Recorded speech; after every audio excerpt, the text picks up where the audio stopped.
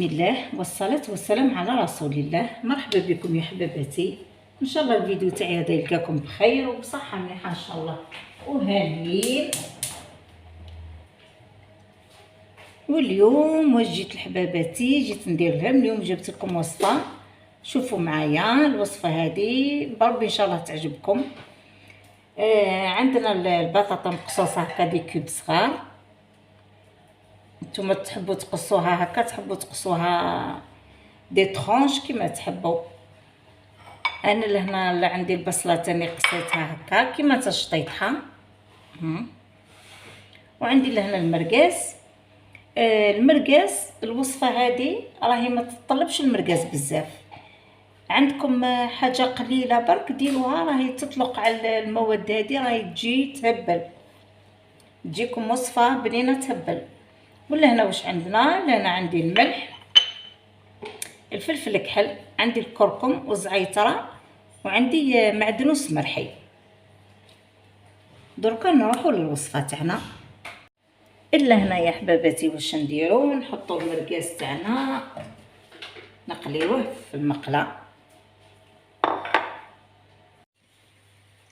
الا هنا يا حباباتي رانا قلينا المرقاس تاعنا، راني خليته من جهه يبرد، وفي نفس المقله وفي نفس اليدان تاع المرقاس اللي قليناه نزيدو نحطوا طرف زبده، ونحطوا البطاطا هذه تاعنا اللي قصيناها، ونحطوا عليها الدواوات ونخليوها طيب. نبقاو نحركوا فيها ساعه نحركوها حتى تطيب كامله.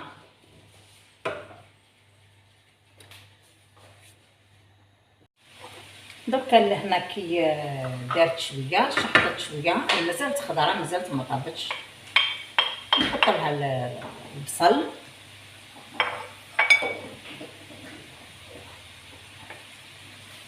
نحطوا لها شويه ما نكثروش،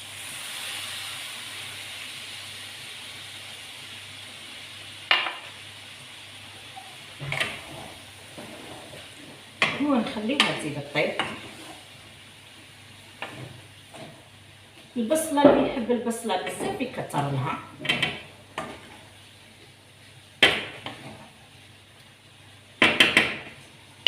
ولا كان تحبوا ديروا الفلفل حلو، ديروا اللي يجي خضر ولا احمر ولا راهو تاني يجيكم بنين بها. انا درتها غير بالبطاطا. ولا هنا نزيدو نحطو شويه فلفل احمر، اللي يحبها حمراء يحط لها الفلفل الاحمر، اللي يحب يخليها هكاك يخليها هكاك، راهي تجي بنينه. شوفوا معايا لهنا راهي طابت البطاطا تاعنا. واش هي نوصيكم دلوا عليها النار وخليوها طيب في عقلها، وساعه حركوها حتى طيب. اي طول شويه في الطيب بصح راهي تجيكم من بعد بنينه. ولا هنا كي طابت واش ندير؟ نرمي عليها المرقاس نقطع، راني قطعته طريفات صغار، نخلطها شويه فيه، يزيد يدير معها شويه ونطفي. ها هي الوصفه تاعنا يا حباباتي، راني كملتها. شوفوا زي ما جات. اللي تحب تزيد تحط لها الفرماج وهي سخونه تزيد تحط لها، راهي تجي تاني روعه. واللي تحب تخليها هكا تاني راهي تجي بنينه. وكما قلت لكم دلوا عليها النار وخليوها طيب في غردها باش طيب لكم البطاطا مليح. ولا كان حطيتوا الفلفل، كل واحد واش يحب يحط. راهي الخضره اللي تحطوها راهي تتشرب البنه تاع اليدان تاع المرقاز، راهي تجيب فيها واحد الذوق هايل. واش نقول لكم درك يا حباباتي؟ نقول لكم نخليكم على خير وفي الامان مع وصفه جديده ان شاء الله. السلام عليكم. لا تنسوا الاعجاب بالفيديو والاشتراك في القناة تشجيعا لنا لنستمر بنشر المزيد ان شاء الله.